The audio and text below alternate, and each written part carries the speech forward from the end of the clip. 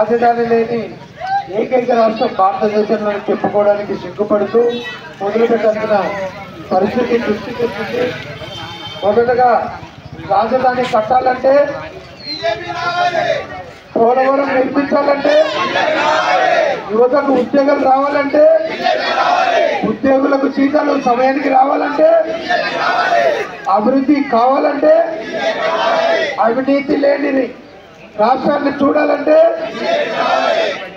కేంద్రంలో బీజేపీ, నంద్యాలలో పరిశ్రమలు రావాలంటే, ప్రశాంతమైన నంద్యాల చూడాలంటే, సండే ఒక్కరోజు పనిచేసే ఎమ్మెల్యే కాకుండా పూర్తిగా మీతోనే ఉండే ఎమ్మెల్యే కావాలంటే,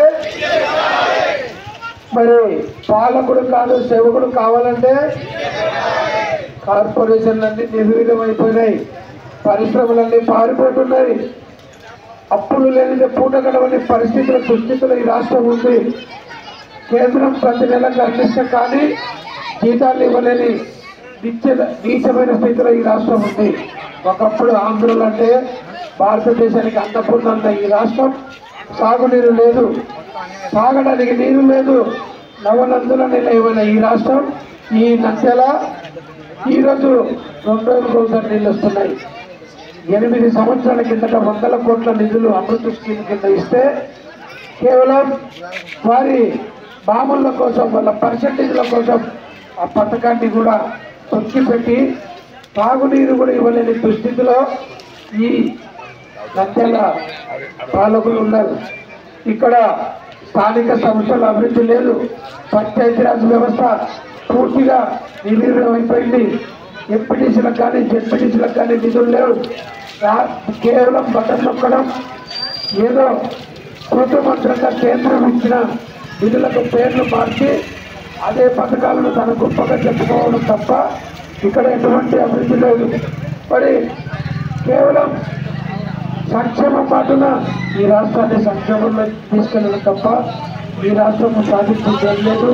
ఈ ముఖ్యమంత్రి కానీ ఈ ఎమ్మెల్యే కానీ పూర్తిగా టైంపాస్ మాటలు చెబుతూ నిధులు లేని రాష్ట్రం, అప్పులతో కూడిన రాష్ట్రాన్ని చేసి నంద్యాల ప్రజలు నచ్చిన శిల్పము లేని కుటుంబం పన్నుల నెపంతో పూర్తిగా ప్రజలను పన్నులు ముక్కు పెట్టి వసూలు చేసి చెత్త మీద కూడా పన్నులు వేస్తున్న చెత్త ఎమ్మెల్యే, చెత్త ప్రభుత్వం ఈ నంద్యాల నుంచి, ఈ రాష్ట్రం నుంచి ఈ ప్రభుత్వాన్ని తరిమికొట్టాల్సిన అవసరం ఉందని మీకు అందరికీ ప్రజల్లో చైతన్యం నింపి కేంద్రం చేసిన అభివృద్ధి తప్ప ఈ రాష్ట్రం చేసింది అప్పులు మాత్రమే తెలియజేస్తూ మీకందరికీ కేంద్రం నిధులు రాష్ట్రానికి రావడం, ఆ నిధులను తప్పగా పట్టించి ఎక్కడో జరుగుతున్న అభివృద్ధి అంతా తమ గొప్పగా చూపించుకోకుండా కేవలం అభివృద్ధి జరగాలంటే దేశంలో మోదీ, రాష్ట్రంలో మోదీ, నంద్యాలలో కూడా మోదీ ఆశీస్సులతో కమలం గుర్తు ఓటు వేసి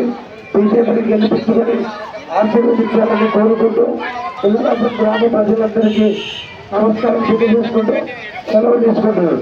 భారత్ మాతాకి, భారత్ మాతాకి, కమలం గుర్తుకే, కమలం గుర్తుకే.